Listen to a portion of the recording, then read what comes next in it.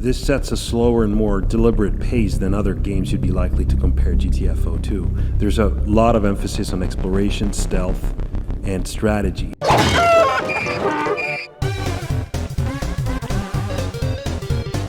I physically cannot interact with it. Like, I can't pick up or... Why can't I pick up this explosive mine? Oh, and they perfectly turn around for you, too. Fuck is that range? What the fuck? It's just... We're literally in siege territory of Broken. Did they get alerted when the door was still closed? Then there are also strikers. Like, what? Like, why have... Like, stop with the strikers. Stop. Completely different environment. And you still just do scans. Now I'm pissed. You, Ulf and Simon. Depending on where you live on the planet, the number of snatcher spawns can change. There's no way. GTFO. Well, that's not very nice now, is it? Oh boy, this game and I have some history to say the least. If you know, you know. But for those who don't, a bit of context. Basically, I used to like this game. Really like this game. So much so that I legitimately had faith in 10 Chambers as a studio and was always excited for the next rundown. But by about rundown 3, I could see that was wishful thinking of the highest order. When I made my first video, Get the Flump Out was a game rife with bland mechanics, a severe lack of creativity, and overall staleness. Oh, and plenty of bugs that range from mild inconveniences to literally game-breaking. But the idea to revisit Get the Frogs Out was always floating around in my head ever since that time. So after a very long hiatus, I went back down into the cesspit known as the Complex, with nothing but a sliver of hope for the game's improvement.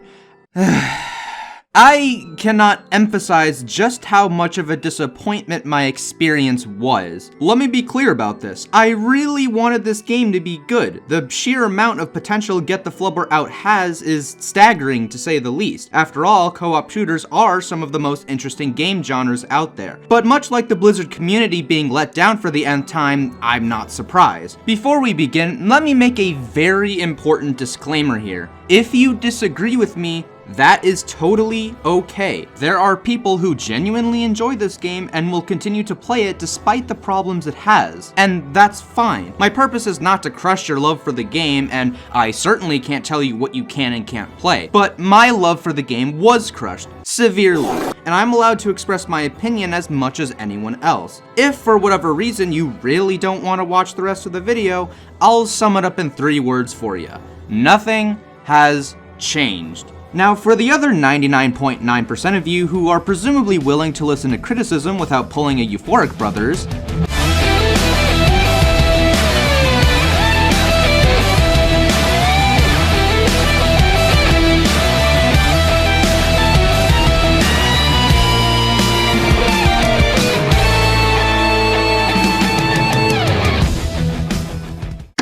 let us begin our delve with what is probably the biggest issue, the baddies, which are bad. Enemies are one of the most, if not the most vital components of any PvE shooter. After all, you need something to shoot, right? I already said this in my last video, but the underlying issue with Get the Force of Nature Out's enemies is that their attacks and behaviors are so binary that you can literally put them into one of 2 categories, the melees and the ranged. Beyond the striker and shooter, every enemy can be aptly described as it's a striker but X, or it's a shooter but X, which makes your enemies about as varied as the weather in Britain. Enemies do not behave differently in the slightest beyond stat swaps or some kind of minor twist that fails to add any meaningful complexity to them, which by proxy makes them no different to fight. For example, shadows are very hard to see and turrets won't shoot them unless marked by a bio-tracker. But if you have a bio-tracker, you are going to scan enemies anyway, regardless of if they were shadows or not. And if you don't have one, you're doing it wrong. The bio-tracker is supposed to be the key component when fighting shadows, but for some reason, shadow marks don't last as long as normal enemy marks, which conflicts with what seems to be the intended counterplay. Why would you create an enemy that requires a specific tool to deal with effectively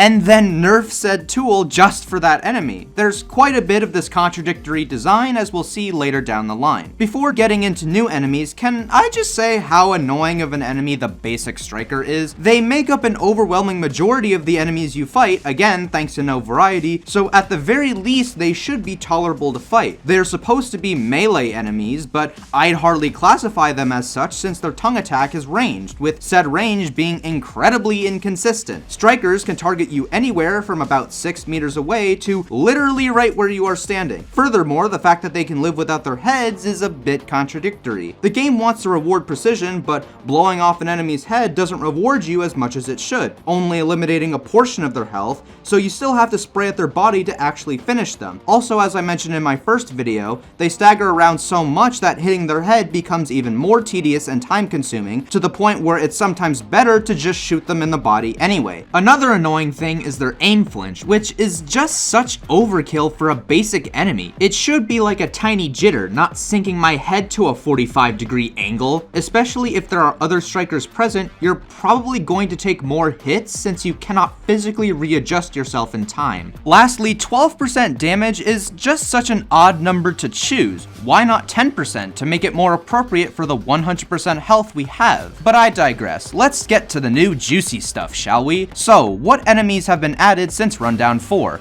First, we have the Charger Scout.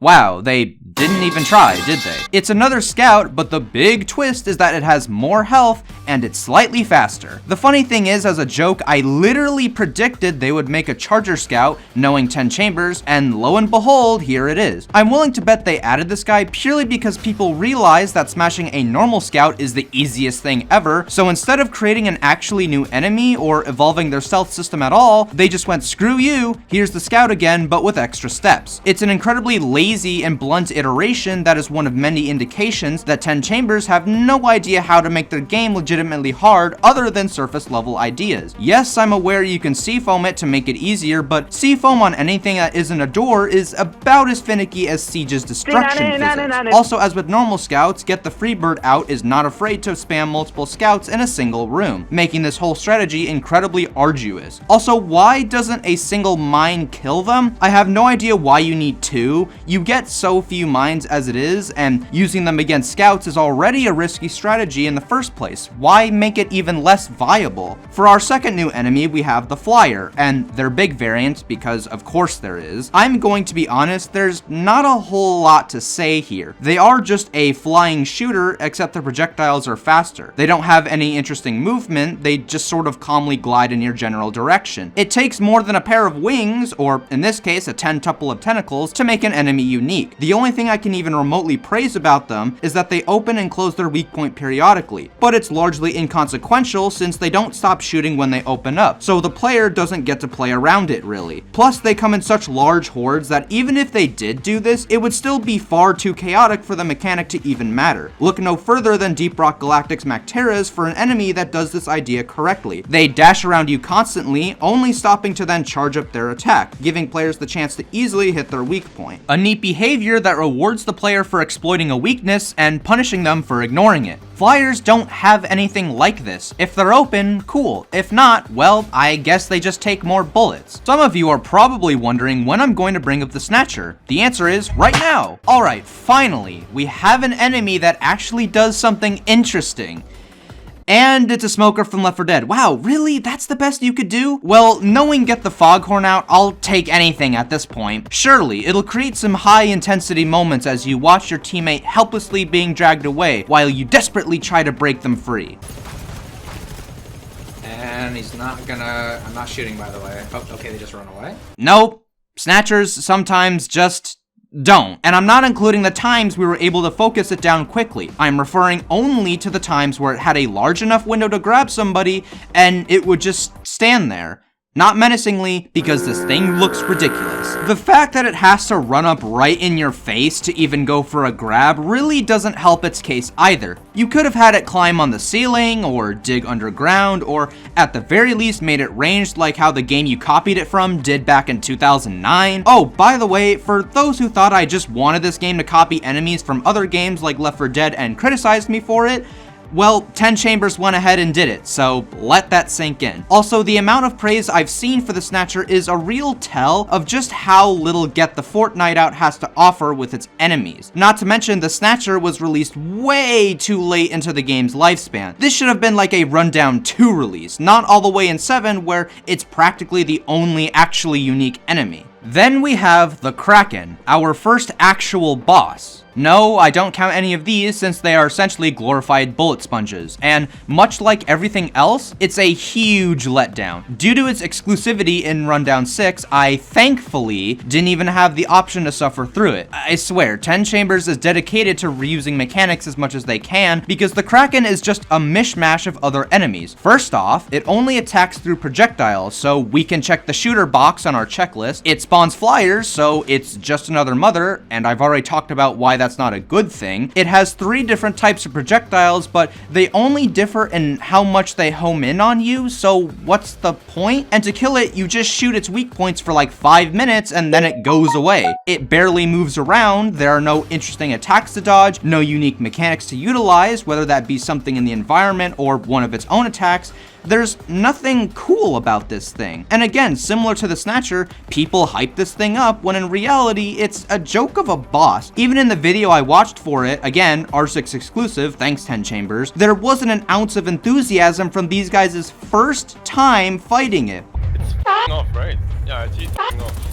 No, that was easy. We still got heaps of them up. By the way, can we stop with every projectile being homing? It's so badly overused that at this point, non-homing projectiles would be a cooler mechanic. Those will also allow you to have specific dodging patterns instead of either your pathetic sidestep or hoping the piece of cover you use actually protects you. The Immortal is also a thing, I guess, but it's just a continuation of an already established trend. It's a tank, but you can't kill it, and tanks are just giants that can hit multiple people. The only real way to deal with it is have one person kite it around forever, which is not a creative strategy, and it doesn't work if you have to do a team scan, at which point it just gets to damage you for free. Of all things, a Ubisoft game pulled off the unkillable, bulky enemy archetype much better. The Immortal Smasher in Rainbow Six Extraction not only has more counterplay available thanks to the wide variety of utility you have access to, but you can actually complete an entire mission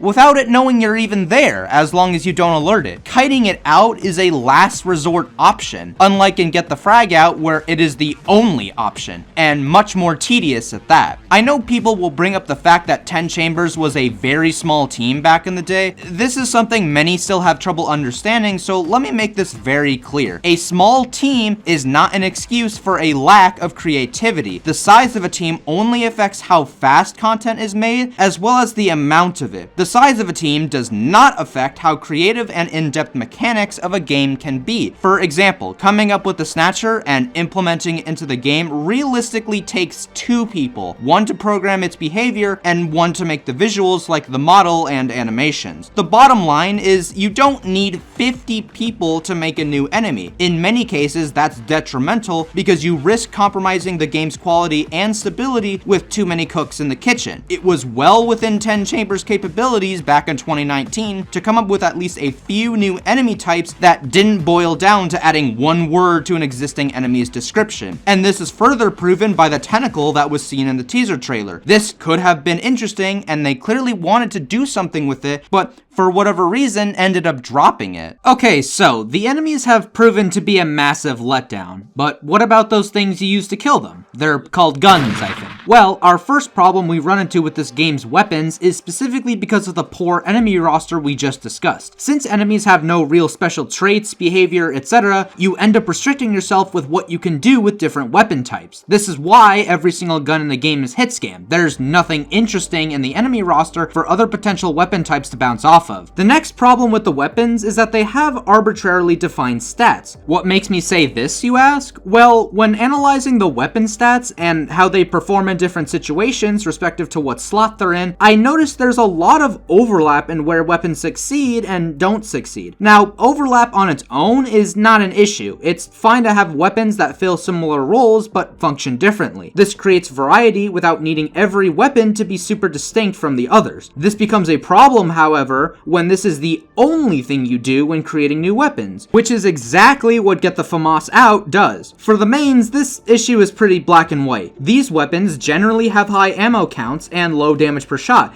meaning they are best suited for the usual waves of enemies, namely the hundreds of strikers. But because there's only one role for them to fill, this makes the main slot as a whole much more competitive, meaning if a weapon falls even slightly behind, it's basically useless since there's nothing else for it to do. I know people will bring a preference, but this only goes so far to justify other options. There comes a point where you just have too many weapons that overlap with each other, resulting in a pretty bloated arsenal. I feel physical pain when I look at this. Since mains have this ruthless competition going on, there are bound to be losers. Say hello to our first one, the sawed-off. Right off the bat, looking at its ammo efficiency, it ain't raising any eyebrows. In games where ammo is considered to be even remotely scarce, ammo efficiency becomes incredibly important because now every bullet holds more inherent value. And while most main weapons have around 50 kills per 100% ammo, you have a few weapons that are way below that bar. And at the very bottom of the barrel is the sawed-off with a laughable 44 kills for its max ammo pool. So already it's a very weak choice, and we haven't yet discussed its performance in the field. In order to even have a chance at a one-hit kill, you have to be uncomfortably close to enemies, since if even one pellet decides to veer off to the ozone layer, you'll need a second shot to finish the job. So it absolutely sucks at killing hordes since you're forced to put yourself badly in harm's way, and with only 3 potential kills per magazine,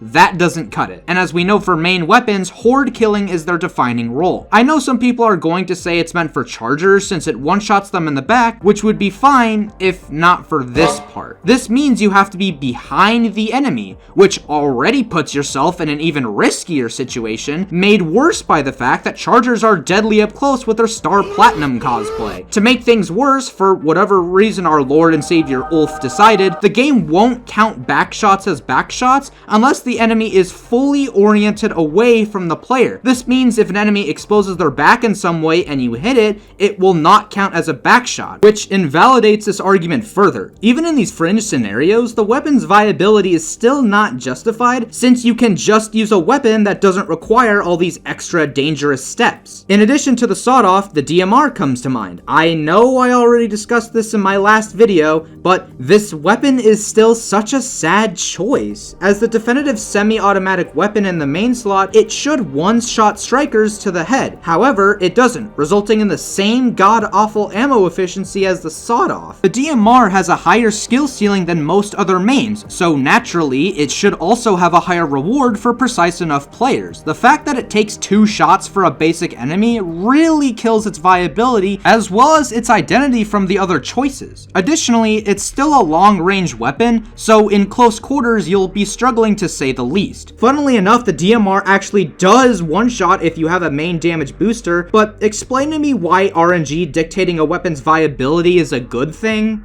Alright, get this one shot. Oh my god, we can one-shot strikers! Hallelujah! Oh my god, we did it! We finally made the DMR good. Woo! Boys, we got him. The auto pistols also both stand out as trash tier since their damage is so low. Again, I already talked about them, but I want to reiterate that a weapon purely made for staggering is not a good fit for this game. You're sacrificing a weapon that can just outright kill them. There are already other forms of stalling that don't require you to give up a weapon slot. It can only stagger a few enemies at a time for a short time frame before needing to reload, etc. Moving on from mains, the special slot also has this overlap issue, albeit in a different way. Since mains are meant for hordes, that leaves the specials for everything else, namely giants and chargers. I'd argue the original 5 special weapons executed this idea well enough. Shotguns are efficient against normal and large enemies, which have great firepower, but as a trade-off present a safety risk due to their close range. The machine gun is a ranged alternative for this, with the charge mechanic encouraging a spray and pray tactic, although the charge meter going to 0 when you stop firing can make the weapon feel a bit awkward whenever there's a short break in the enemy's assault. The revolver revolver's one-shot capability on normal enemies makes it viable enough that its ineffectiveness against other enemies doesn't affect it that badly, and the sniper is the I want giants dead button. But later specials are all over the place in terms of what they're meant to do. You can aptly describe most of them as kind of good at killing X and maybe Y enemies sometimes. Because of how vaguely viable these weapons are, it really feels like 10 Chambers just threw a bunch of stuff at a wall and then put all of it in the game. These weapons don't have clearly defined situations they're meant for. They fell into their roles by complete accident. For instance, the high caliber pistol and precision rifle both find themselves in an awkward middle ground between the revolver and the sniper. So they reach the dizzying heights of they're okay at killing chargers and giants, I guess. Like, they aren't necessarily bad, but because they're these weird offspring of two existing guns with already clearly defined purposes, there isn't any solid reasoning for their existence. This idea that weapons were assigned arbitrary stats is excruciatingly evident with the burst cannon, a weapon that on paper seems like the best special in the game, but it has incredibly awkward kill thresholds, largely due to its burst nature, making it super clunky to use. For example, a giant takes 7 shots to kill, but the burst cannon fires in bursts of 5, so you end up losing bullets per kill and thereby decreasing its ammo efficiency. I'm aware you can technically carry sprays to other giants to get the full efficiency, but that's so impractical that it's blatantly obvious 10 Chambers had no idea what they wanted from this weapon. The bullets come out so quickly and the recoil is so high that unless you can perfectly,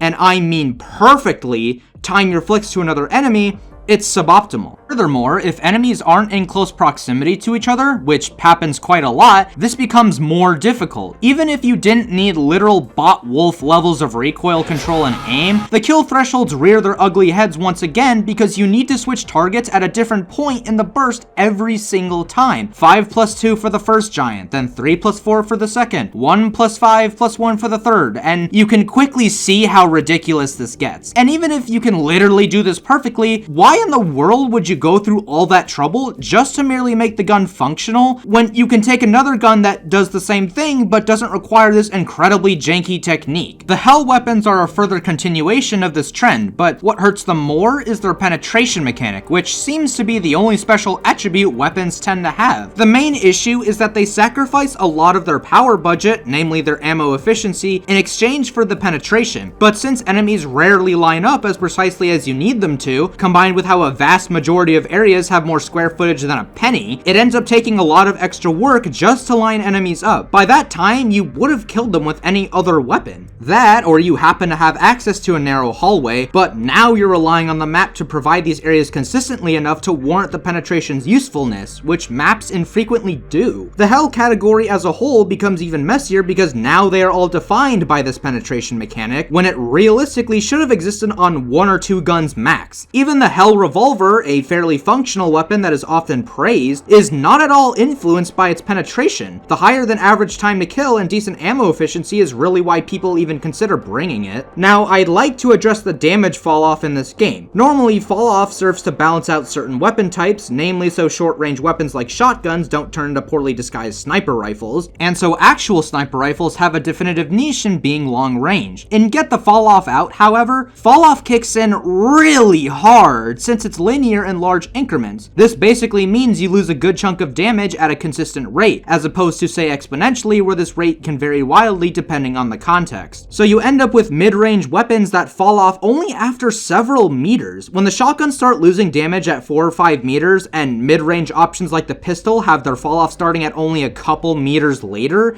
you did something really wrong. This means weapons with already low damage, which is a lot of them since 10 Chambers purposefully designs weapons like this to weaken individual players' power, are doing even less damage. Now you've created a paradox where shooting enemies far away means you're barely hurting them, which by proxy kills your ammo efficiency, but at the same time, it's obviously a horrible idea to wait for enemies to be within a range where fall-off doesn't affect your weapon as badly. So you just have to suck it up and do so little damage to the point point where you're inevitably going to be overwhelmed, especially when you consider how long alarm sequences can get. Lastly, if a weapon purely excels at killing an incredibly niche enemy, like the tank, well, that automatically greatly hurts its viability, since for the other 95% of enemies present in the level, that gun is useless. And many original specials are solid options for these enemies anyway. Not to mention, because of the confusing decision for ammo packs to give more ammo to specials than mains, this means you often have to use specials in suboptimal situations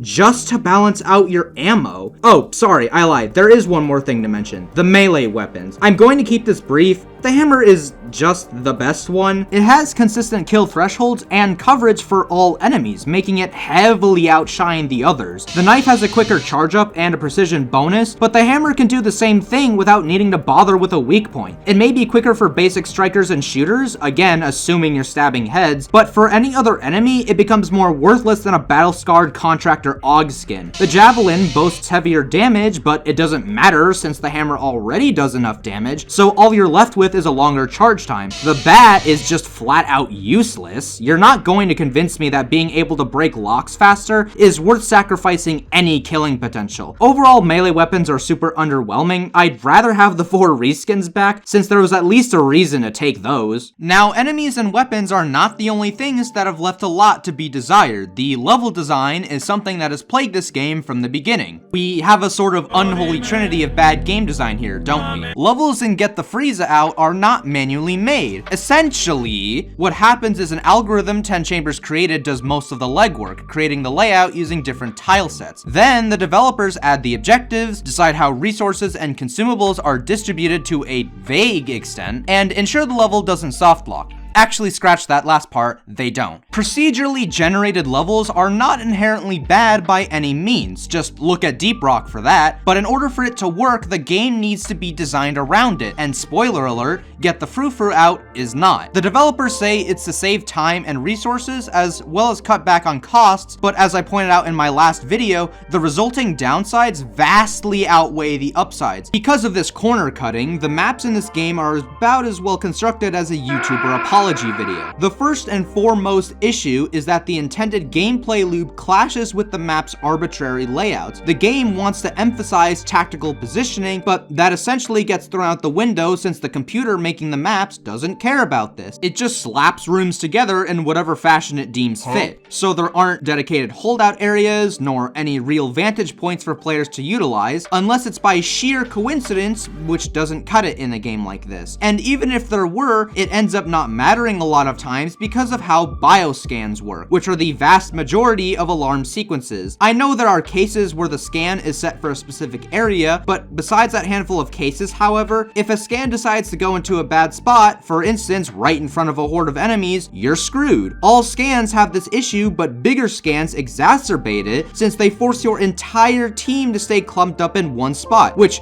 pretty much eliminates that whole tactical positioning idea since you can't even choose where to stand. The S or violet scans are even worse, because if someone goes down, you lose progress even if they are in it, further punishing you in an already extremely limiting situation. T scans aren't much of a step up since they move in a predetermined path. Very slowly, I might add. The only real scan that demonstrates the game's core ideas proper are room scans, and these were not seen until Rundown 5. Full room scans, I would argue, should have been the default for loud parts. They give players proper freedom to utilize the whole room for the entire duration of an alarm while still confining them to that room. This lets players not only have potentially different setups, but also allows for more adaptability during an alarm sequence since you aren't gorilla glued to a single location. There are ways bioscans can work, but spamming them over and over again with meaningless and annoying variants is not how it should be done. Outside of bioscans, another issue is that there are plenty of rooms that have such baffling layouts that unless you straight memorize them will become incredibly tedious to navigate. There is very little intuitiveness to how catwalks, stairs, and doors are placed. I don't even want to know what the algorithm was thinking when making this nightmare of a room. Combined with how dark the game is, you will often find yourself yourself getting lost unless you have an eidetic memory. This doesn't apply if the room is well lit, but that's about as rare as getting a legendary in Borderlands 2. Additionally, since many rooms are literally pitch black, it's hard to even get a general sense of their layout, further adding on to this needless confusion. There's no reasonable learning curve for players to get used to maps. The learning curve is to just play it 50 times until you know it like the back of your bum. The extreme darkness is trying to achieve a sense of tension and encourage slower segments of play, but the extreme part is the problem. Making the environment pitch black kills all tension, since I literally cannot see anything and am thereby more annoyed than actually intimidated. Additionally, it makes the game so slow that a crippled snail could keep up with it. It becomes incredibly tedious and boring to navigate these rooms for both stealth and loud segments. Believe it or not, being able to see where enemies are matters in each one so that players can adapt accordingly. If Get the Flash Out really wants to be this dark, flashlights taken straight out of a Slender game aren't going to cut it. The long-range flashlight is only good by virtue of it actually lets you see, when in reality this should be the default, albeit not as big and bright. I've noticed this game loves to take basic quality of life that practically every other game has, remove it, and then call it good design because it makes the game harder. And it does, but it does so artificially, meaning while the game is indeed harder, the player can't actually do much to combat it. You can have a dark game that maintains a sense of difficulty and dread without just turning the color slider all the way down to black. Because of maps essentially designed by ChatGPT, we also run into the problems of enemies not utilizing the map in creative ways. This is actually a two-way street. The enemies have so little variety, particularly in their movement, since they are all just programmed to beeline to your position, so none of them would try anything interesting even if the map let them. But at the same time, the maps don't provide other traversal options for potentially unique movement. No actual flank routes for enemies to make use of, no vents for certain enemies to skulk around in, nothing. I don't count rooms behind you where enemies can spawn, since A, it's not very creative as it's just another room where the same enemies are going to Naruto sprint at you, and B, any potential element of surprise evaporates once you hear the wave spawn howl.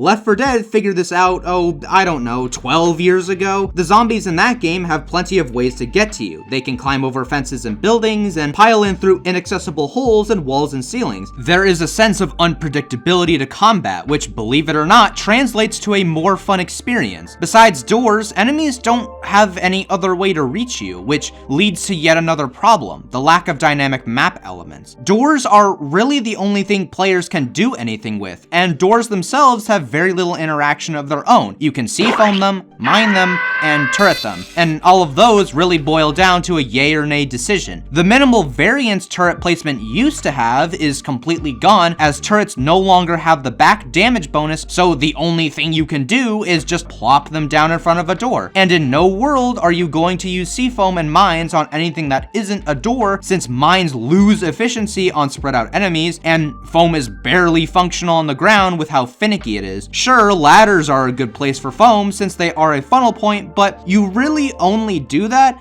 if there aren't any doors in the vicinity. On top of that, foaming ladders comes up so infrequently that it's more happenstance than an actual strategy. And we already went over Charger Scouts, so I'm not going to rehash that mess. Combined with the lack of both alternative enemy routes and map interaction outside of doors, we run into the frankly hilarious stalling meta. If the map happens to grace you with a single door enemies can come through, Mr. Seafoam now gets to do the really fun thing of spamming left click on a door so enemies can't get through it. This really only works because of how awfully simplistic and predictable the spawn system in Get the Foam Out is. This is a first-person shooter where you don't want to be shooting, so instead, whenever you can stall, you stall. This means the game comes to a screeching halt, not that it was moving very quickly in the first place. Mr. Seafoam certainly isn't going to be having the time of his life or anything, and the other three just twiddle their thumbs until the seafoam runs dry or the objective is finished. If there's a terminal, then someone actually gets to do something, but that still doesn't help the other players. Once you're done foaming, you usually put a mine on the door anyway, so all the enemies just die, save for maybe 1 or 2 stragglers.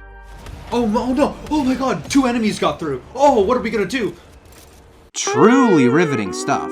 On the topic of tools, there really isn't a whole lot going on with them. Since Rundown 4, 0 new tools have been added, which is yet another sign of the devs either lacking creativity, motivation, or most likely both. We have 7 tools, 4 of them being turrets. Whoa, chill out guys. We wouldn't want to have variety, now would we? And like father like son, much like the weapons, turrets are a mess of balancing. The burst one is the best one because it's the most consistent and has the best coverage in terms of range and DPS, although sometimes it can miss if enemies are strafing. The shotgun turret is good sometimes, I think. The pros and cons are so meaningless that it essentially boils down to preference, and you usually end up favoring the longer range anyway. The sniper on paper has a decent niche, but since it's only good for large enemies, it's completely useless when there are none, and a gamble when there are, since there's no way to have it prioritize certain enemies over others. At that point, just bring a sniper rifle. And then there's the auto turret, which is just flat out bad. So that leaves us with a bio tracker, C-foam, mines, a turret, a slightly worse turret, and a turret that is worse at something than a weapon that has existed since the game came out. Glad to see nothing here has improved. Outside of the bio tracker, everything is centered around doors, so the only factor that really impacts what you bring for a mission are the doors, or lack thereof. You are always going to bring one burst sentry, most of the time you bring a bio tracker, so the other 2 slots are either C-foam, mines, or more burst turrets. This already low level of thought that goes into deciding what tools to bring is pretty much eradicated because people have levels figured out by this point. The objectively best setup has been discovered for every mission, with very few exceptions, if any, allowing for variation. I don't count A-tier missions because they are usually so easy that as long as you bring 1 sentry, you'll be fine. So for literally any other mission, you end up autopiloting to the best loadout. This is bad because it doesn't just eliminate adaptability and varying strategies, it actively discourages it. The game is so static with its difficulty, solely relying on just cranking up numbers, whether that be number of enemies, number of alarm doors, number of scans in a single alarm, that how players tackle a level also becomes incredibly static. There aren't other factors like different damage or health types or other definitive weapon categories to allow for any kind of meaningful deviation. To put it into perspective, this quota already existed back when I was making the first video. It hasn't changed at all, if not gotten worse. There's so little going on in Get the Fugu Out that after maybe 20 hours, you've seen everything it has to offer, and it's not a very impressive display. Take stealth as an example. It's still the same red light, green light game we've always had, except typically it's nothing more than a formality. The intended way is so monotonous and time consuming that people instead opt to rushing in with hammers since it doesn't provide any considerable risk. Even if you happen to take damage, health is expendable thanks to the hashtag 20% health meta still reigning supreme. Scouts are the only actual stealth mechanic, and nothing has improved with them either. We have 2 uncreative variants that are purely just annoying, and they end up being spammed in single rooms anyway. 1, 2, 3, 4 all together. 4 beautiful bats. Additionally, there are still various stealth segments that discourage multiple people going in at once. Because of the red light, green light game, more people means a higher chance at an enemy getting alerted, spelling disaster. So in cases where you're just going in to grab something, it's way better for one guy to do it while the rest sit outside and reflect on why they even still play this game. The only thing the others get to do is look for resources, I guess, but what if you've already been doing that on the way here? Or what if there aren't even any resources to find? And resource collecting at the end of the day is super tedious with all the backtracking you have to do. Gee whiz, I wonder where we've seen this before. Payday 3 made it a point with its new stealth system that multiple players should have things to do with very few exceptions, whether they're in casing mode or have masked up. If you're going to make a co-op game, there should rarely, if ever, be moments where players have nothing to do. It's boring. Plain and simple. Get the Facebook Out is plagued so badly with problems that you can make a CinemaSins bit with them.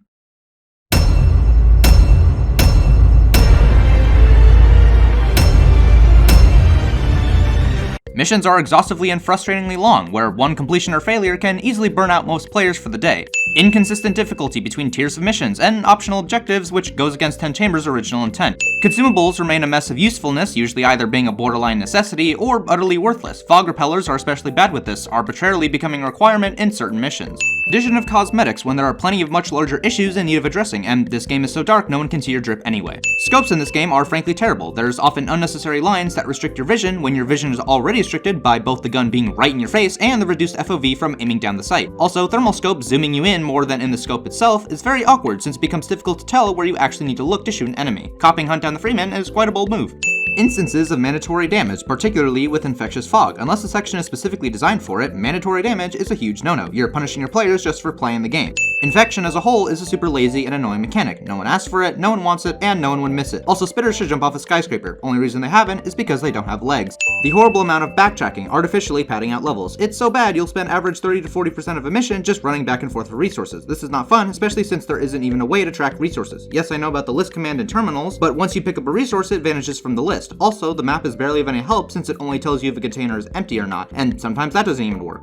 The worst weapon descriptions I've ever seen in a game. You don't want to give me numbers? Fine, but at least give me a bar chart or something I can use for comparison. Well balanced doesn't help me. Also, they are incredibly inconsistent. The auto pistol says it has low damage, and so does the machine pistol, but it doesn't say it does. The revolver says heavy recoil, but the high caliber pistol says hard to control. Like, what? Contradiction difficulty philosophy. If this game is supposed to be for only hardcore gamers, why are there still countless cheat spots and exploits? Why is your game so dumbed down that levels have become optimized to the point where different strategies and adaptability become a myth? Why is your combat drier than the entire Sahara Desert? Matchmaking. It took forever to come out, and when it finally did, it was incredibly buggy. Even if it wasn't, thanks to how awfully this game treats new players, no one wants to use it anyway, due to the consistently bad quality of randoms. Props to you, 10 Chambers, you've somehow made a worse matchmaking system than TF2's competitive mode on launch. Bots. Please hit the door.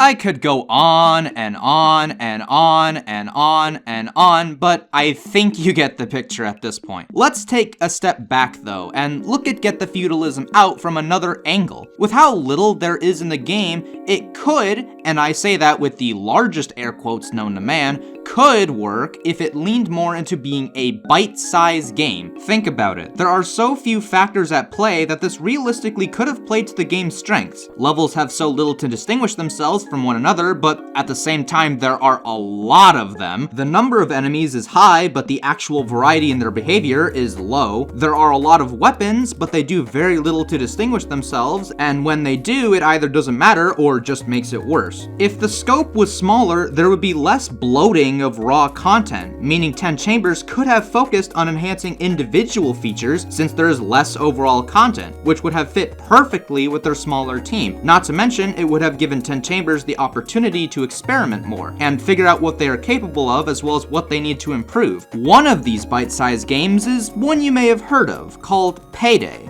No, not Payday 2. Let's go back to 2011 with Payday, the Heist. All right, Ramblers, let's get rambling. There's going.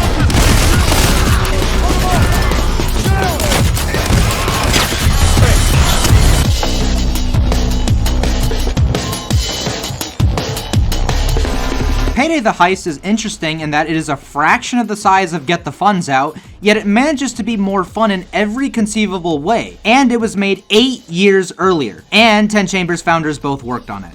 Let that all sink in. This is what a good bite-sized game looks like. There's not a whole lot going on, but it's still very well designed and makes for a great experience. Let me break the bank here for you. First off, the enemies, which in this game are the law. Basic enemies have their own variants with squishy revolver-wielding cops that can still deal a lot of damage. Light and heavy SWAT units can wield a rifle, SMG, or shotgun, which means they behave differently based on their effective range. Then the specials. Tasers punish mispositioning by stunning you and also make you potentially waste ammo. Cloakers catch out lone players who aren't vigilant, causing disruptions in otherwise smooth heists. Snipers keep you on your toes in open spaces, making you constantly seek them out as well as good cover. Shields encourage tactics between players, whether that be through flanking or bringing weapons that are specifically meant to deal with them. And bulldozers cause a lot of chaos with their tankiness and rushing potential. There's only 5 specials, but they are so distinct from each other and in a lot of cases actually encourage coordination. If someone's getting tased, someone else needs to find the taser and kill them. Shields rushing you need to coordinate a flank or tell the guy with the grenade launcher to blast them. Bulldozer on the way, get everyone to focus him down, because if not, that could be a run ender. This results in an intense but still enjoyable and rewarding gameplay loop, emphasizing adaptability at a moment's notice if enemies manage to establish an advantage. Also, the cops actually have tactics, grouping up for pushes, flanking, taking cover, and retreating. It's actually quite impressive for a game of this time. I've even seen them pre-fire and roll around corners. In terms of weapons, the game does have a decent pool, but still manages to make each one distinct enough from each other to encourage different playstyles. The AMCAR and AK are both rifles, but the AK trades off stability for damage, so while it's not great at longer ranges, it proves to be a powerhouse in closer ones. Another primary is the M308, which excels at long range with individual enemies, but really awkward close up. It also one-shots basic enemies, unlike a certain other semi-automatic primary.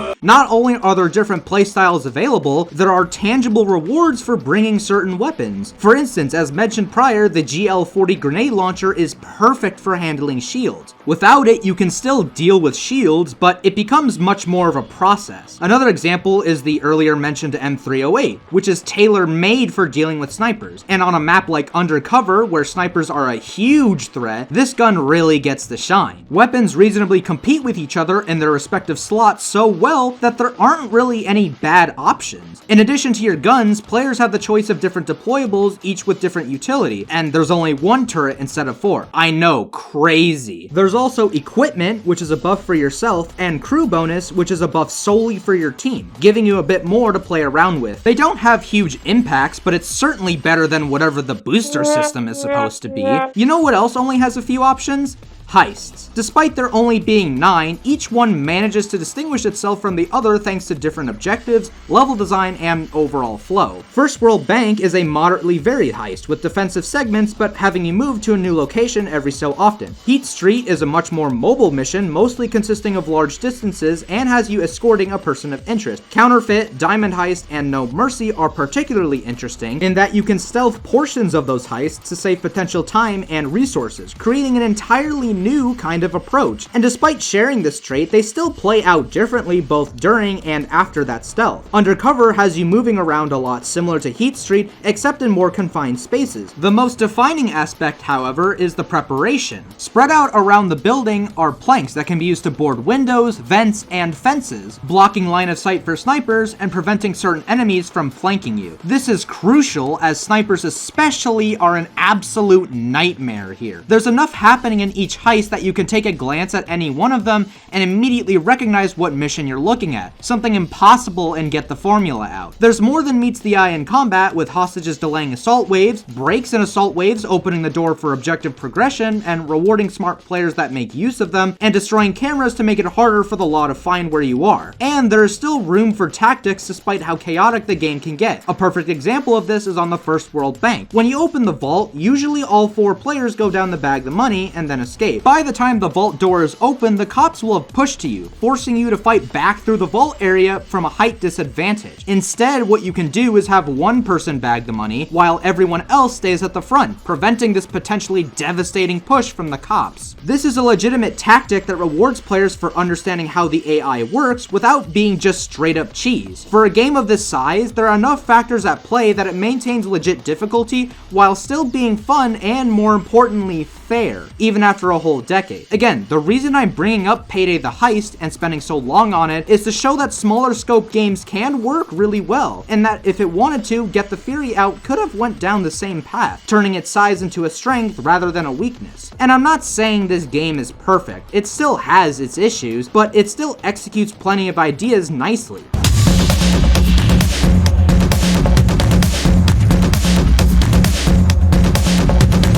Despite not being actual designers, you'd think Ulf and Simon would have learned anything from this, but unfortunately, they and 10 Chambers did not, and their lack of experience is evidenced by the state of their game. At this point, 10 Chambers has really lost a lot of faith in me for a number of reasons, even more so than my last video. By far, the biggest blow is just how buggy the game is. I don't know if it stayed the same or gotten worse in the past few years, but I swear every time I stream playing this game, I found some kind of new bug ranging from goofy to game-breaking. For example, there was a match where one of our players could not interact with resource containers. Sit and rejoin just because I physically cannot interact with it. Like, I can't pick up or open. Oh, really? Yeah. There was a similar instance where I dropped a trip mine into a box by accident and couldn't get it back. Because of how weird they are with AoE in this game. Why can't I pick up this explosive mine? Oh, no, that's too bad, so sad. That's just gone now. Yeah, it's Cool. a glitch. We also have a wide selection of exploits, such as the infamous invisible door glitch, where enemies can't pass through it, but you can, as well as cheese spots where enemies can't hit you. Remember when this was supposed to be a hard game, by the way? Never trust anyone, not even your teammate. Well, this sucks. This isn't even the worst of it. Why don't we talk about the countless soft locks that exist, some of which have existed for years, i.e. the fake cell soft lock, where in certain cases where you're holding cells, multiple players can be stuck holding a fake cell, preventing you from doing literally anything. I actually had this happen in an R2D1 run, where one of our players got the glitch, so they just had to leave purely because the game broke. Well, rip. Congratulations, you are soft locked and cannot play the game. Yeah. Well, GG guys. So, okay, cool. So she just doesn't get to play anymore. This is a joke. Following that, another player had to leave for other reasons, but they were the host, so when the game migrated, the fog in the level broke, causing it to reset to its original elevation. So because it migrated, it reset the fog level, it looks like? Yeah, the fog did reset. It didn't it? It definitely reset. No, it definitely reset. Oh my god.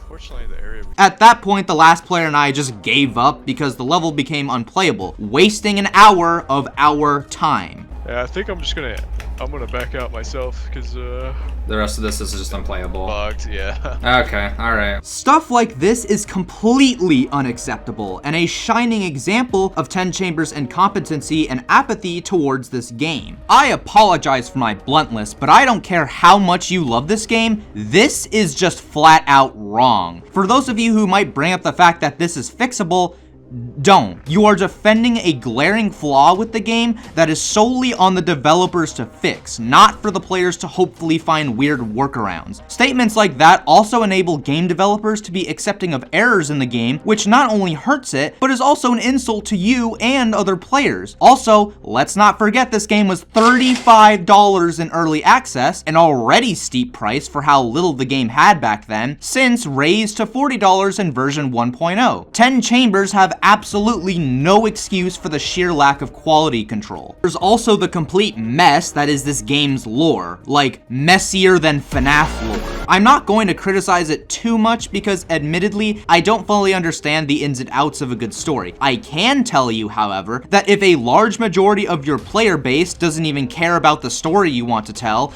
and clearly cared about telling, you probably did something wrong. And based on my own experiences, most of the player base believes 10 Chambers just flat out gave up, which by proxy means your players are also going to give up, and they have. Also, from what I gather, the story is literally another virus-related cataclysm, which is the most unoriginal thing I can think of for a sci-fi zombie game. Resident Evil did and continues to do this better, guys. Come on. And of course, we have their massive failure of a mission system. The rundowns were a bad idea from the start, which I pointed out in my first video. So much so that after a lot of backlash, we finally have old rundowns back for good. But the fact that this is something that has taken several months to complete shows that whatever system they used for making the rundowns is coming back to bite them really badly. To summarize, 10 Chambers created a nonsensical backend system purely to be different, only for no one to like it. So they were forced to severely backpedal, spending excessive time and resources to re-implement past rundowns when literally any other system would have circumvented this wasted effort.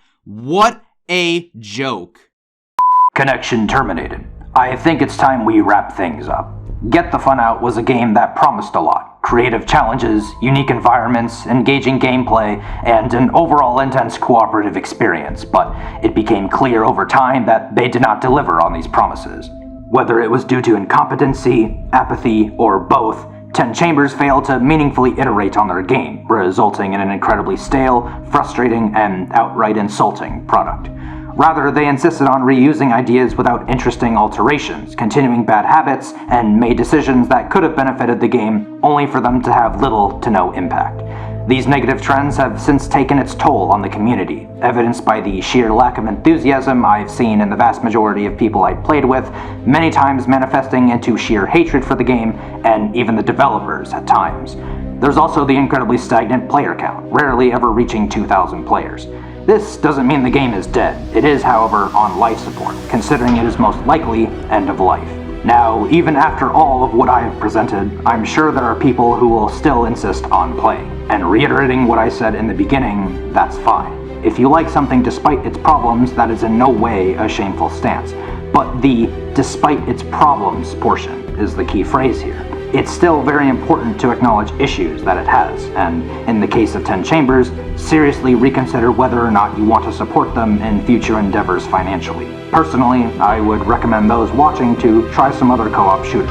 There are alternatives out there that are, at least in my opinion, superior to this one. End communication.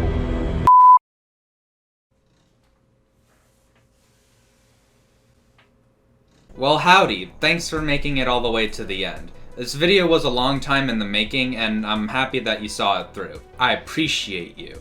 It's weird, when I made the first GTFO video, I said to myself that I'm just gonna make this and then not do YouTube anymore because it sounded like a lot of work. But clearly things panned out differently, as I found that I really enjoy editing and making videos. I know I sound like everyone on this platform when I say this, but really, thank you for watching this and my other stuff if you have. As much as I don't like GTFO, I can say one thing, it got me into making videos and I'm really glad it did. Sorry that I seem to upload once a century. I'm currently in college and that takes up a lot of time. It's still going to be quite slow for a while, but I do have a Dark and Darker video in the works. Now it's time that I finally say farewell to this game. I will be doing one final GTFO stream for a large part of the day, either Saturday or Sunday, probably Sunday, so keep an eye out if you're interested. As I said, I know there are people who will stick with this game, but as for me, I'm getting the fuck out.